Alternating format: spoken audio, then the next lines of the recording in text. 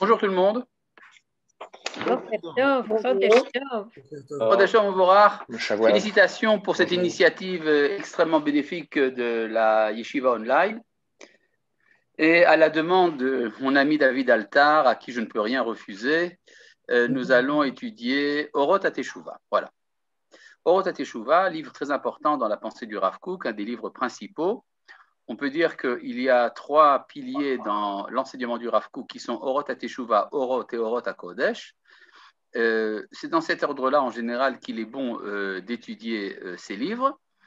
Et ce livre est un livre en hébreu, évidemment, comme tous les livres du Rav Kook, ce qui va nous rendre la tâche relativement difficile. C'est-à-dire que nous allons devoir lire le texte en hébreu et le traduire simultanément, et également expliquer les idées du Rav Kook. Vous vous rendez compte la difficulté énorme que cela représente, mais nous allons surmonter ces terribles difficultés ensemble. Est-ce qu'on peut voir qui sont des gens qui ne comprennent pas du tout l'hébreu? Ah oui, bien sûr. Bah, écoutez, vous pouvez toujours essayer. Hein. Vous pouvez toujours essayer, puis on verra bien. D'accord. D'accord. Moi, j'ai adhéré à un bébé hébreu. Ceci est le livre Orot HaTeshuvah. Il y a plusieurs éditions en vérité. L'édition que David Altar a trouvée sur Internet, c'est probablement une des toutes premières et donc insuffisante de notre point de vue parce qu'au cours des années, il y a eu abondance de rajouts. C'est-à-dire, à partir des manuscrits du Rav Kook, on a rajouté plusieurs paragraphes, plusieurs passages très importants et dont nous ne pouvons pas véritablement faire l'économie. L'édition dont je me sers, c'est l'édition de la Yeshiva Or Etzion. Il s'agit à partir de la deuxième édition de Or Etzion, c'est là que vous avez à peu près l'édition complète. Voilà. Alors, Cherki, j'ai une question. Oui. En fait, c'est le Rav Kook qui l'écrit sur des feuilles et il y a quelqu'un qui les a mises en ordre pour faire ses livres. Voilà, disons, le Rav Kook avait des cahiers. Et dans ces cahiers, il écrivait occasionnellement ses pensées sur tous les sujets possibles, aussi bien en halakha qu'en pensée juive. Et après, ça a été classé. Ça a été classé en ordre. Le classement a été fait par essentiellement deux de ses élèves, son fils, le Rav Tzvi Yehuda Kook, et le Rav Anazir, le Rav David HaKohen de Jérusalem, qui a fait le Orot HaKodesh. Il y a encore d'autres recueils, mais ça, c'est l'essentiel. Pour ce qui est de Orot HaTeshuvah, exceptionnellement, les trois premiers chapitres ont été écrits par le Rav Kook lui-même selon l'ordre. C'est-à-dire que le Rav Kook a fait un effort énorme de mise en page de ses propres pensées. Mais pour ce qui est de la suite, c'est son fils, le Rav Tzvi Yehuda Kook, qui a réuni en 17 chapitres l'essentiel de la pensée du Rav Kook sur la Teshuvah.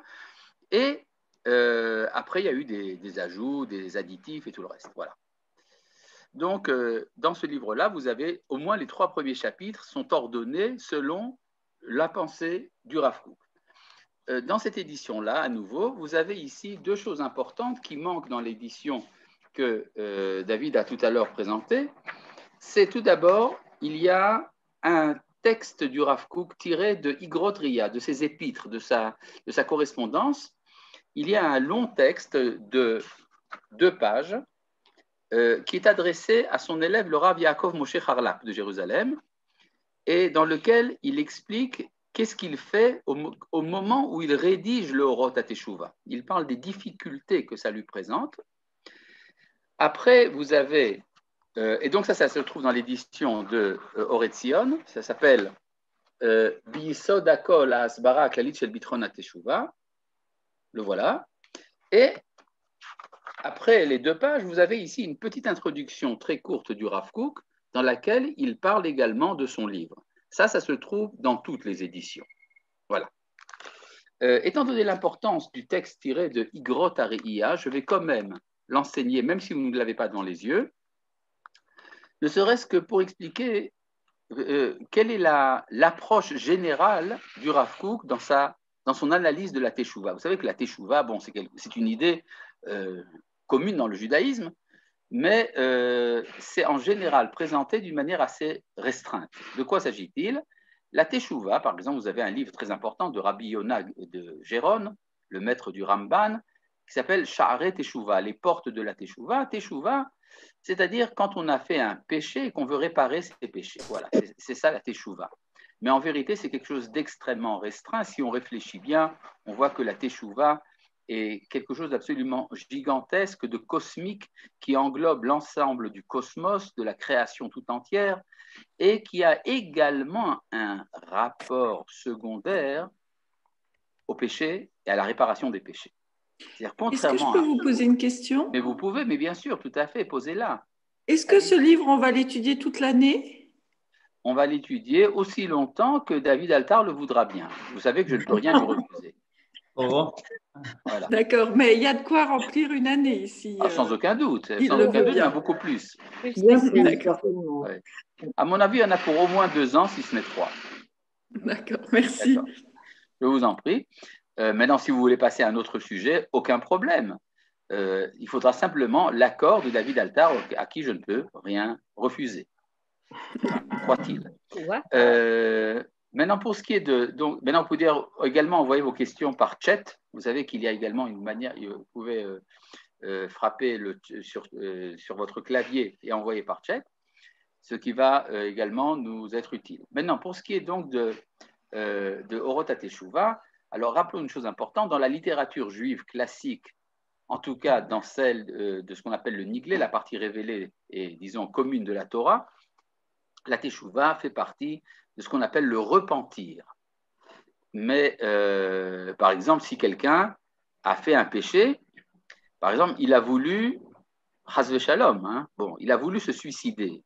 Alors, ce qu'il fait, il va voir le rabbin, il dit, monsieur le rabbin, je me suis pendu. Le rabbin lui dit, repens-toi. C'est-à-dire, il faut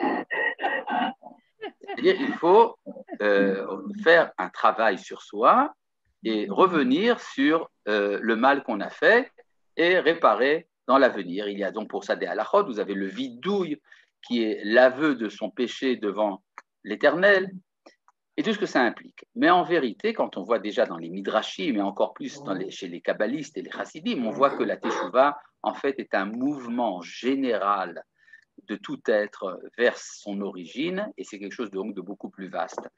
Je dirais même plus que ça. Vous savez que d'après le judaïsme, le monde est créé. Ça veut dire quoi que le monde est créé? Ça veut dire qu'il a reçu son être de l'extérieur.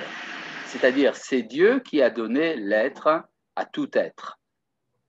Et c'est exprimé en hébreu par un verbe, le verbe bara. Bara, qui veut dire, étymologiquement, j'entends par là, être mis en dehors. En araméen, bara veut dire dehors.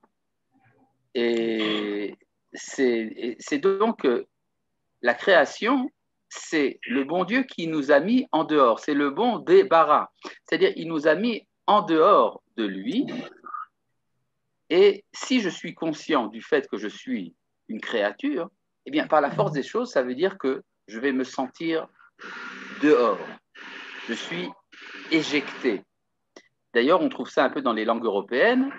Ex, ist. Exister, c'est être en dehors. Ex, dehors, ist, être. Et si je suis conscient d'être une créature, ce que ça va créer naturellement chez moi, c'est un désir de retour. Le retour à l'origine. Donc, ce désir, ce languissement métaphysique n'a rien à voir avec le péché. Du fait même que je suis une créature, je me sens loin et donc je veux revenir. Ce mouvement est le mouvement de la teshuva. Il englobe tout être.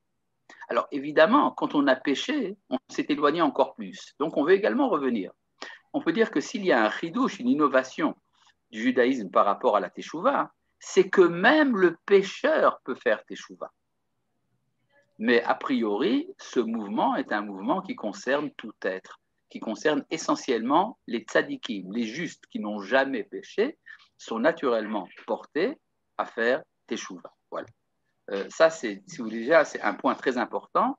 Et donc, le Rav Kook, quand il va nous parler de la teshuva, il va nous parler de quelque chose d'extrêmement vaste, de métaphysique et de cosmique à la fois. Voilà. Ça, c'est donc le premier point.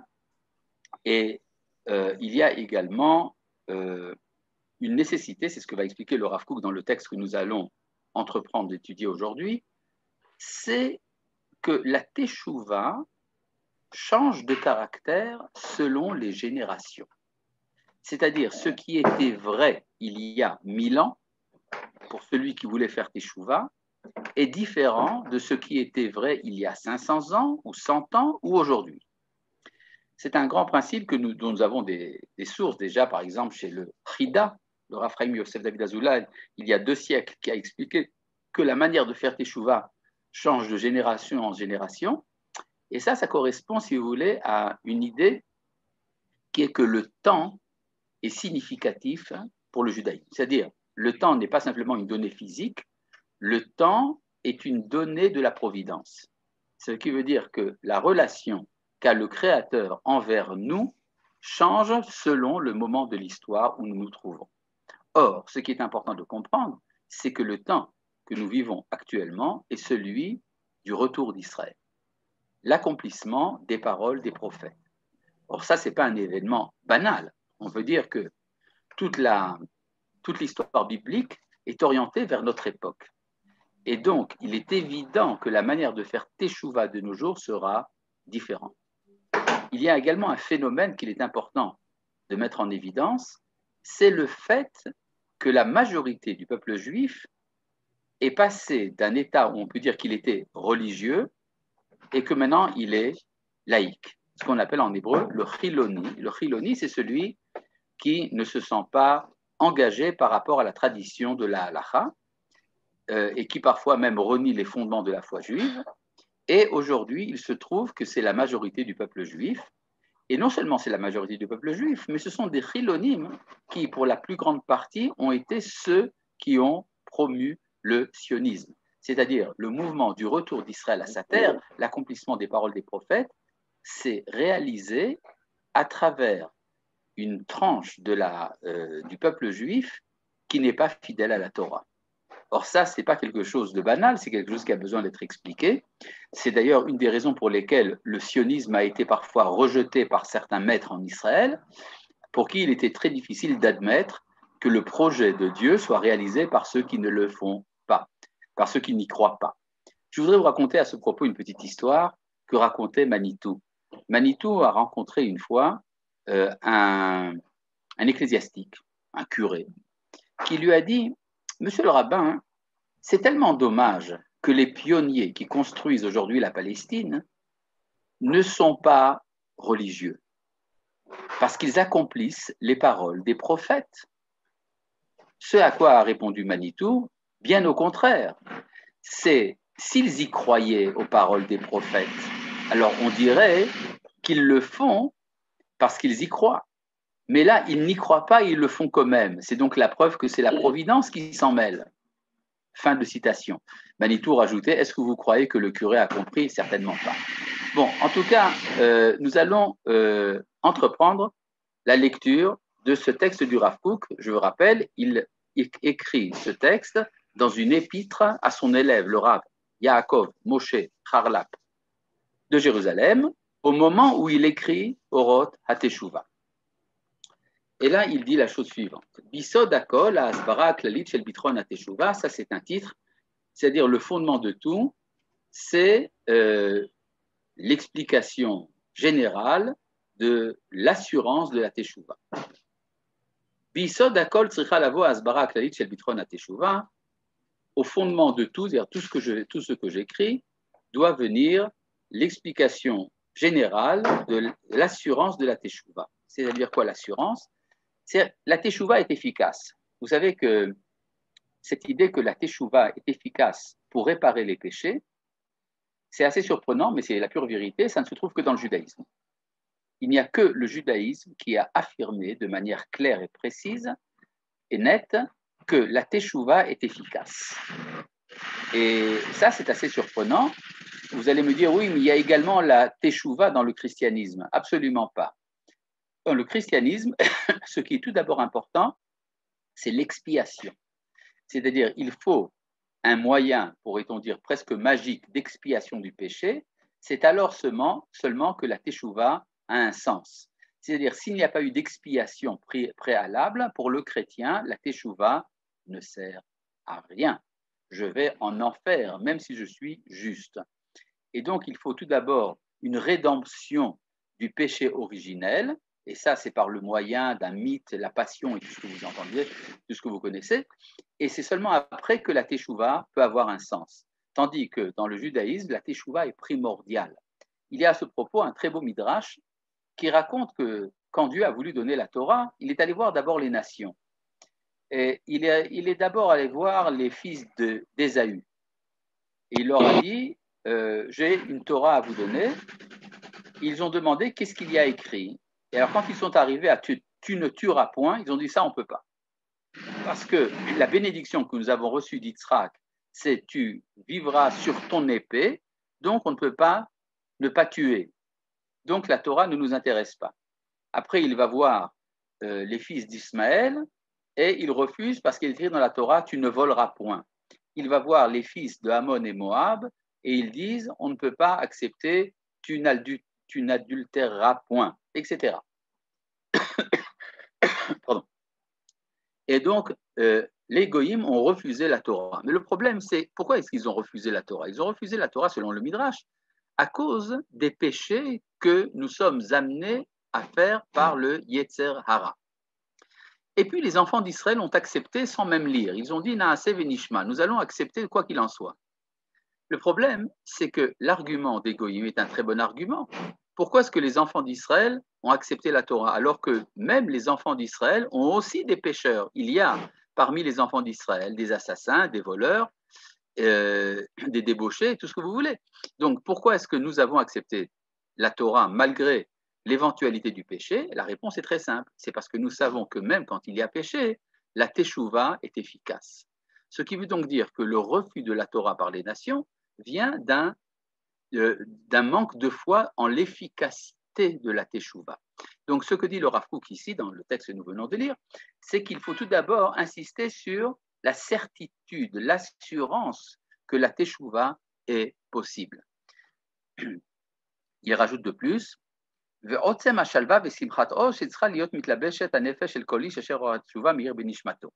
et également, donc, la joie et la tranquillité que doit habiter celui qui fait teshuva, ou dont la teshuva illumine son âme. C'est-à-dire, on peut se dire, faire teshuva, c'est entrer en détresse. Ben non, justement, il n'y a pas de détresse qui soit, dit le Rav Kook, au contraire, il y a une joie et une tranquillité chez celui qui fait teshuva. Ou le Chamen, c'est le Va'er. J'ai compris les chrétiens, comment ils voient ça. Je ne sais pas ce que c'est la rédemption. Vous dites, eux, ils disent il faut la rédemption d'abord. C'est quoi ça? Non, ils disent qu'il faut l'expiation. L'expiation. C'est-à-dire, bon, peut-être je vais expliquer ça de cette manière. Lorsque quelqu'un fait un péché, il y a deux éléments. Il y a deux éléments destructeurs. Il y a tout d'abord le fait d'avoir péché, et deuxièmement, le mal qui a été fait dans le monde. Je vais prendre pour ça un exemple un peu banal. J'espère qu'il n'y a pas de personnes trop sensibles ici. Le cas d'un assassinat. Alors, si quelqu'un, par exemple, assassine, alors avant l'assassinat, il est un sadique, il est juste puisqu'il n'a pas encore péché. Après l'assassinat, il est devenu un méchant, un rachat. Mais lorsqu'il fait teshuva, il redevient sadique. C'est-à-dire qu'on a passé ici 3 moments. Sadique, rachat, sadique, juste, méchant, juste. Mais qu'est-ce qu'il en est de la victime? Avant l'assassinat, la victime était vivante. Après l'assassinat, elle est morte. Mais après la teshuva, elle est toujours morte. C'est-à-dire qu'il y a ici, bien que la personne ait réparé le mal intérieur qu'elle a fait, puisqu'elle maintenant elle désire le bien alors que jusqu'à présent elle désirait le mal, mais le dégât qu'il a fait dans le monde reste. Alors, comment? Il n'est pas réparé. Il n'est pas réparé. Et donc, pour réparer le mal intérieur, il faut la teshuva, qui est un mouvement de la volonté, mais pour réparer le dégât qui a été fait dans le monde, il faut ce qu'on appelle une expiation. Et l'expiation est parfois très difficile à réaliser. Tout le problème de savoir qu'est-ce qui est la condition de quoi. Pour les chrétiens, s'il n'y a pas eu expiation du mal, la teshuva intérieure de la personne est inefficace. Tandis que pour les juifs, c'est exactement le contraire. S'il n'y a pas eu teshuva d'abord, c'est l'expiation qui est inefficace. C'est-à-dire, si j'ai fait teshuva, je suis aimé par Dieu, même s'il n'y a pas eu expiation, même si le dégât n'a pas été réparé. Mais Rav, excusez-moi, il y a aussi la composante psychologique, parce que c'est vrai que quand on pêche, entre guillemets, quand on fait un péché, on a le sentiment, on a la culpabilité qui s'installe. Oui. Et pour les chrétiens, ce principe d'expiation, ça correspond aussi au fait de faire souffrir l'individu pour que d'un point de vue psychologique aussi, il ait le sentiment de réparer. C'est une forme de compensation psychologique. Absolument. Mais ça peut faire partie de la teshuva comme de l'expiation. C'est-à-dire le sentiment de culpabilité fait partie également du processus de la teshuva. Le problème est, est-ce qu'une fois la teshuva réalisée, je reviens à ma tranquillité ou pas? Ce que dit le Rav Kook, je reviens à la tranquillité et à la joie. D'ailleurs, même au moment du processus lui-même, quand la teshuva n'est pas encore totalement accomplie, le fait même de se savoir dans un processus de teshuva est une source de joie, même si c'est mêlé d'amertume. C'est-à-dire, si on peut dire, c'est une amertume mêlée de douceur. Et puis après, ça devient véritablement la joie, étant donné l'efficacité de la teshuva. Voilà, je pense que nous, l'expiation, excusez-moi, est-ce que nous, l'expiation, c'était le korban au Beth Amikdash? Alors, ça peut être parfois le korban. Il y a toutes sortes d'expiations. Par exemple, pour l'assassinat, l'expiation, c'est la condamnation à mort de l'assassin. C'est-à-dire, quand on a tué, par exemple, alors le tribunal nous met à mort. Bon, ce n'est pas très sympathique, mais d'un autre côté, ça fait expiation du péché. Seulement, il faut d'abord avoir fait teshuva pour que cette mise à mort soit efficace du point de vue de l'expiation du péché. C'est-à-dire, si quelqu'un est condamné à mort au tribunal, on lui dit, voilà, on va te tuer, mais il faut d'abord que tu fasses teshuva pour que ta mort soit également expiatrice. Voilà. Expiation. Alors, Cherki, j'ai une question. Qu'est-ce que ça change de faire teshuva? Je ne fais pas de teshuva, je meurs comme ça, je suis un rachat. Tant pis. C'est très dommage. C'est-à-dire de ne pas être aimé du Créateur, c'est très dommage, vous savez. Je pense que la proximité, la sympathie que nous avons de la part de notre Créateur, c'est quelque chose pour lequel ça vaut la peine, si vous voulez, de s'investir. Mais la question que tu as posée ici, David, c'est une question, on pourrait dire, utilitaire. Or, nous n'agissons pas uniquement par utilité, parfois également par idéal. Par exemple, le fait de faire la yeshiva online, ce n'est pas simplement une question d'utilité, c'est également un idéal qui meut les initiateurs, même s'ils y gagnent leur gagne-pain. Bon, donc nous allons continuer le texte si vous voulez bien. Vous voulez? D'accord. Ah, une seconde, sur chat, là, je reçois question, c'est quoi le mot en hébreu? Une seconde, le chat, je ne peux pas résister au chat. Est-ce que le roi David était religieux? Très bonne question. Ce sont des termes tardifs, c'est-à-dire religieux et laïque, sont des termes qui appartiennent à la culture post-biblique. Ça n'a rien à voir avec le temps de l'époque. Mais non, donc je ne vais pas vous dire si le roi David était religieux, mais en tout cas, David Altar l'est.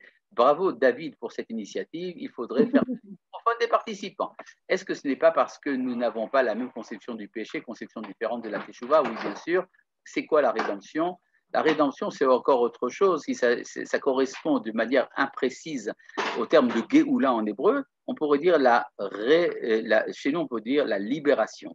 Parce que pour les Goïm, la rédemption est essentiellement la rédemption du Yetzer Hara, c'est-à-dire la disparition de la tendance au mal, tandis que pour nous autres, les enfants d'Israël, la libération, c'est tout d'abord la libération politique, le retour à l'indépendance politique. Ça ne vient quand même pas réparer la vie de la personne assassinée, ça c'est bien vrai, mais ça correspond à un débat, ça a rapport à un débat tout à fait différent. C'est une étude qu'on devrait faire sur qu'est-ce que c'est exactement que l'expiation. Or, comme ce n'est pas notre sujet, nous allons être obligés de ne pas en parler maintenant, mais peut-être pour une autre fois. C'est quoi le mot en hébreu pour l'expiation? Comment? C'est quoi en hébreu le mot expiation? Ah, kapara. Kapara, ok. Kapara, voilà, kapara. C'est à la place. Parfois, on peut amener un korban, par exemple, ça peut être une vache. Donc, si vous voulez l'expiation, c'est comme une vache, kapara. Ok. Pour ceux qui connaissent les jeux de mots en hébreu. Bon, nous allons donc continuer le texte du Rav Kook, toujours quand il explique à son élève comment est-ce qu'il fait qu'est-ce qu'il fait dans la rédaction du Orot à Teshuvah. Donc il dit Ulechaven imze levaer er simchat emet zot venoam ziv kodesh ze eno mefer yir'a chalila.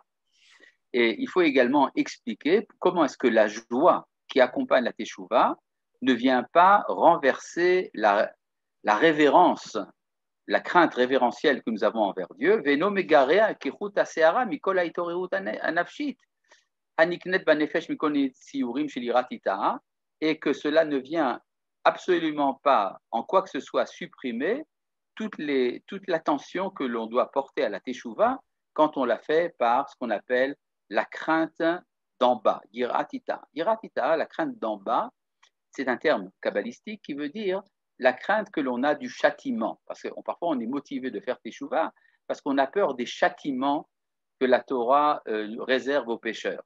Ce n'est pas la meilleure manière de faire teshuva, mais parfois ça marche. Alors on pourrait se dire parfois que c'est préférable de faire teshuva par crainte plutôt que par amour, plutôt que par joie. Mais en vérité, le Rav Kook nous explique qu'il faut expliquer comment est-ce que la teshuva dans la joie est tout à fait équivalente du point de vue de ses résultats à la teshuva qui est faite par la crainte. Adraba, même plus que ça. Odumarbe et akor hatamtsiti chez la zirut ve'azrizut, cela ne fait que renforcer encore plus le zèle anishmatit de l'âme. Veimzot, hagedula eliona shelbi. Vous savez que le Rav Kook a des expressions parfois dans un hébreu qui, même pour les hébraïsants, est difficile à comprendre. Il y a parfois des formules, pour dire lyriques, poétiques. Alors, nous allons devoir nous habituer au fait que le Rav Kook parfois a des très longues phrases et que parfois les termes employés sont des termes lyriques. Mais malgré tout, il y a une très grande précision dans le vocabulaire employé par le Rav Kook. Je continue.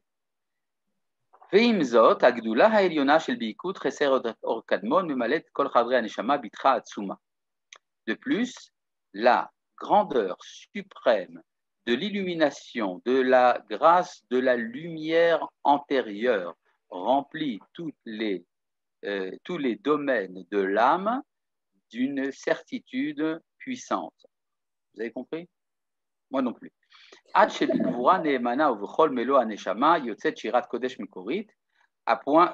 point que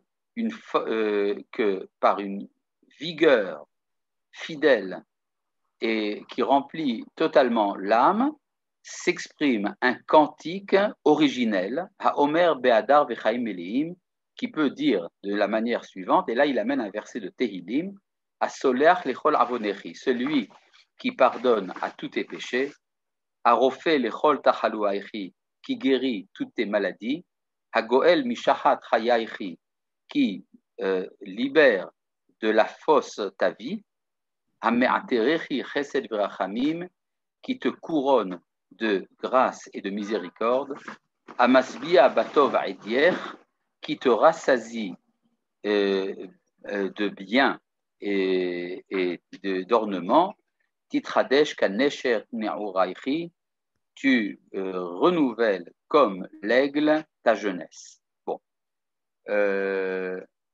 Essayons d'expliquer plus ou moins de manière générale ce que dit le Rav Kook, c'est que quand la teshuva est une teshuva authentique et qu'elle est accompagnée donc de la joie de la teshuva, elle permet à la neshama, à l'âme de l'homme, de s'exprimer par un cantique de gratitude envers l'Éternel.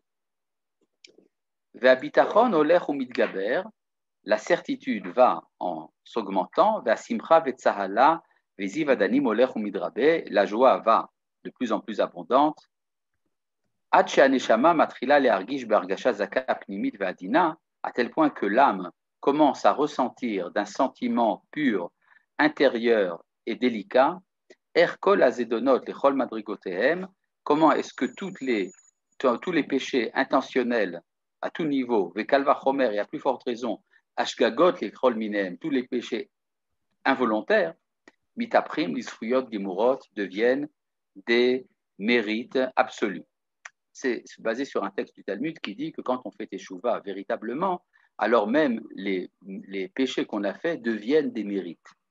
Urechush gadol, c'est une expression qui a besoin d'être expliquée. Le Rav Kook donne à peu près une quinzaine d'interprétations différentes de cette phrase, Urichush gadol veosherav mitgale betoch otzrot chosher, une grande richesse se révèle du sein de l'obscurité. Venafshi tagil bachem, mon âme se réjouit de Dieu, tassis bishuato, exulte dans sa délivrance, kol atzmotai tomarna, tous mes os diront, Hachem ichamocha, éternel qui est comme toi, matzil ani mechazak menu ve'ani ve'evion migozelo, toi qui sauves le pauvre du plus fort que lui et l'indigent de son voleur. Ça, c'est un verset à nouveau dans Tehillim. Hadéa. Bon, enfin, je vais ici sauter quelques lignes parce que ça serait un peu trop ardu de traduire ça en français. Mais ce qui m'intéresse ici, c'est ce que dit le Rav Kook dans la page d'après à propos de la manière de faire Teshuvah de nos jours. Et ça, c'est très important. Je pense qu'il est important. S'il y a quelque chose à retenir de cette introduction, c'est les lignes que nous allons lire maintenant. V'im yavo Adam lechadesh devarim elyonim beiske ateshuvah bazman hazeh. Si quelqu'un veut innover des nouvelles idées à propos de la Teshuvah à notre époque, c'est-à-dire si quelqu'un de nos jours veut écrire un livre ou donner des enseignements concernant la Teshuvah à notre époque. Mais qu'il ne tient pas compte du fait que nous sommes arrivés au temps de la délivrance révélée et la lumière de la rédemption, il ne fait pas attention. Ça veut dire quoi? Traduction en hébreu, si quelqu'un veut parler de Teshuvah aujourd'hui, mais n'est pas sioniste, et il ne se rend pas compte du fait que nous sommes arrivés à ce moment de l'histoire de la fin de l'exil. Il ne pourra rien comprendre dans la vérité de la Torah. C'est-à-dire, si je fais une Teshuvah aujourd'hui, mais que cette Teshuvah n'est pas liée au fait que je vis à l'époque du retour d'Israël, cette Teshuvah n'est pas une véritable Teshuvah. C'est une Teshuvah qui tombe à côté de la plaque, qui a manqué la flèche. Qui kol zeman mir bitrunato, parce que tout temps illumine à sa manière. Ba'atzat Hashem asher ya'atz le'achel or geula, et le projet divin qui a comme projet de commencer la lumière de la délivrance. Me'ulefet v'matmone mistarin, enveloppé de trésors de secrets, comme nous le voyons de nos jours. C'est-à-dire, nous voyons qu'aujourd'hui, Dieu amène la délivrance à son peuple, mais de manière enveloppée, c'est-à-dire c'est caché par un voile. Et le tout entouré de beaucoup de plaies, de ceux qui sont pauvres en esprit, Sovle cholaim ruchaniim, et qui souffrent de maladies spirituelles. Et ce que dit le Rav Kook, c'est que la Géoula se réalise à travers des personnes qui, sur le plan spirituel, sont souffrantes. Vadai lo yo'ilu kol cheshbonot haolim belev ha'adam shemarchevotav hevel. Il est évident que toutes les pensées qui montent dans le cœur d'un homme dont les pensées sont vaines ne seront pas utiles. Neged atzat Hashem ha'elyona asher dibertov al Israël, contre le projet suprême de Dieu qui a décidé de faire du bien à Israël. Lechonen or geoula, d'établir la lumière de la délivrance, vederech chaim, et un chemin de vie, lish'ar amo, pour le résidu de son peuple. Ha'atidim liot kulam shave pesha, qui tous finalement reviendront de leur péché. Le Rav Kook également suppose qu'il y a toute une stratégie de l'Éternel qui va faire Teshuvah à tout Israël. Cette Teshuvah ne peut pas être identique à la Teshuvah telle que nous l'avons connue jusqu'à présent. Jusqu'à présent, je faisais un péché, je reviens de mon péché. C'est une Teshuvah au niveau individuel. Il y a une Teshuvah beaucoup plus profonde et beaucoup plus vaste que le Rav Kook entreprend d'expliquer dans le Orot à Teshuvah. Vechol chulshat nefesh, toute faiblesse pardanout, poltronnerie, rifion ruach ou mugat levav, tout affaiblissement de l'esprit, kalil yachalof, tout ceci disparaîtra. Veruach me'oded, et un souffle d'encouragement, memale chayeresh yesha ve'oneg Hashem, qui remplit d'une vie de rédemption et de délices divins. Begodel levav, grandeur de cœur, ve'rohav dea ve'egion oz, largeur d'esprit et une pensée puissante. Dikach et mekomo bechol alevavot anigashim el Hashem barakodesh, prendra sa place dans tous les cœurs qui s'approchent de Dieu dans la montagne sainte. La montagne sainte, c'est l'Idéret Israël. Les Hatzmi Arpedut, pour faire croître la rédemption. Be'achsharat Achaim, en aménageant la vie. Les Ometz Elohi, pour une puissance divine, Amevaser Tzavarav, qui annonce une abondance chez Yetzirat Nefashot, de la création de nouvelles âmes, Mukhanot La'avodat Geoula Vishuat Emet, qui se disposent au travail de la libération et de la véritable rédemption, Haolchot Mechail El Chail Bivurot Yesha Imin Elyon, qui vont de plus en plus en se croissant dans la puissance de la délivrance de la droite d'en haut. Bon, il y a ici plusieurs expressions un peu poétiques qui toutes ont leur source dans des midrashim. En fait, pour bien comprendre la pensée du Rav Kook, il faudrait pour cela se référer à toute la littérature qui est dans l'arrière-plan de ce qu'il dit. Mais en tout cas, l'essentiel de ce que nous venons de lire dans ces lignes-là, c'est que la teshuva que nous vivons de nos jours est différente de la teshuva qu'ont vécu nos ancêtres. Je voudrais à ce propos vous dire une petite phrase qu'a dit un écrivain israélien bien connu, prix Nobel, non, il n'a pas reçu le prix Nobel de littérature, je parle d'ici d'Amos Oz, qui a dit un jour, le Rav Kook pense que je fais partie du projet de la Géoula selon sa conception à lui. Eh bien, sache, toi, le Rav Kook, que je ne fais pas partie de ton projet. Le seul problème, c'est que Amos Oz ne sait même pas que son refus de faire partie du projet de la Géoula, ce refus, lui aussi, fait partie du projet de la Géoula selon le Rav Kook. C'est-à-dire que finalement, il y a ici une mouvance qui comporte tous les domaines du peuple juif, et on pourrait dire même tous les domaines du monde entier, dans un projet de Géoula qui devient véritablement universel et cosmique. Rappelons une chose importante. La Teshuvah est mentionnée dans la Torah, dans le livre de Devarim au chapitre 30, dans la paracha de Nitzavim. Et là-bas, quand la Torah dit « Tu reviendras à l'Éternel ton Dieu et tu accompliras ses commandements », c'est inséré dans la description du retour d'Israël à sa terre. C'est-à-dire qu'en fait, il y a un mouvement de Teshuvah gigantesque qui est le plus grand de l'histoire, c'est le retour d'Israël à sa terre. C'est une Teshuvah collective.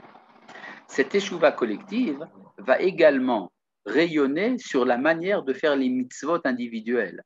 Les mitzvot individuels cessent d'être un travail individuel pour faire partie, si vous voulez, de la constitution collective du peuple d'Israël sur sa terre. Et c'est en tant qu'élément national, en tant que comportement national, que les mitzvot sont accomplis. Or, il y a à ce propos toujours un malentendu entre les religieux et les non-religieux. Les religieux pensent que le judaïsme est une religion, donc elle concerne uniquement l'individu. Les sionistes pensent que le judaïsme, c'est quelque chose de collectif et national, donc ça n'a rien à voir avec les mitzvot. En vérité, si tout le monde pouvait se mettre un peu à l'étude, on comprendrait que les mitzvot sont un comportement d'ordre national. Cela, disons, s'exprime de nos jours par quelques mitzvot qui sont encore observés au niveau collectif. Par exemple, le fait que le jour de repos hebdomadaire en Israël, c'est le Shabbat et pas le dimanche, et que la langue officielle de l'État d'Israël, c'est l'hébreu et pas l'allemand. Or, c'est une mitzvah de se reposer le Shabbat, c'est une mitzvah de parler l'hébreu. Alors, comment se fait-il que les anti-religieux acceptent ça? Eh bien, c'est très simple. Ils vous répondront, le Shabbat, c'est le repos hebdomadaire du peuple juif, et l'hébreu, c'est la langue nationale des Juifs. Eh bien, en vérité, toutes les mitzvot, c'est comme ça. Simplement, les religieux ne sont pas toujours au courant et les philonymes non plus. Et ici, teshuva de joie, dans Tchet, la teshuva individuelle, est-ce la teshuva individuelle reste valide tout de même, mais évidemment. Est-ce qu'une pleine teshuva doit s'accompagner de l'idée que nous vivons un temps messianique, ou faut-il comprendre qu'un retour physique en Israël est indispensable? Le temps messianique, c'est le temps de la libération d'Israël. Or, la libération d'Israël, selon la tradition d'Israël, c'est le retour à l'indépendance politique. C'est de ça dont ont parlé les prophètes. C'est ça la Géoula. Donc, si vous voulez, la Géoula a déjà eu lieu le 5708 avec la fondation de l'État d'Israël, et c'est la base de toutes les évolutions spirituelles qui viennent par la suite.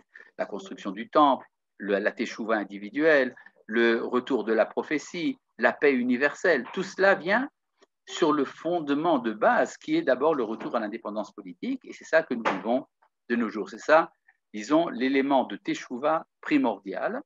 D'ailleurs, je vais vous dire quelque chose. Une fois, un rabbin de France, je lui ai demandé, mais qu'est-ce que vous pensez de la Aliyah? Il m'a dit, c'est très bien la Aliyah, mais je veux que la Aliyah ne soit pas simplement une Aliyah physique, mais qu'elle soit également une Aliyah spirituelle.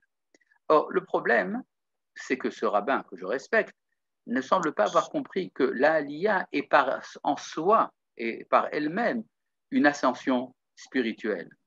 Et c'est ça que la Torah nous révèle dans ce fameux chapitre de Devarim au chapitre 30, et également cette idée-là qui est développée très longuement par le Rav Kook dans Rota Teshuva. Voilà, tout ça c'était simplement une introduction.